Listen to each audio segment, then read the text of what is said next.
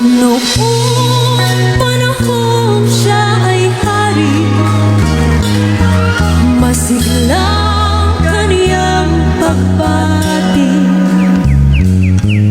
Mahigpit ang hawak ng mga daliri, at ang lakad na may matuwid.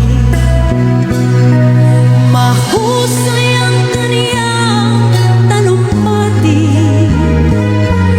makisig kung siya ay magdamit.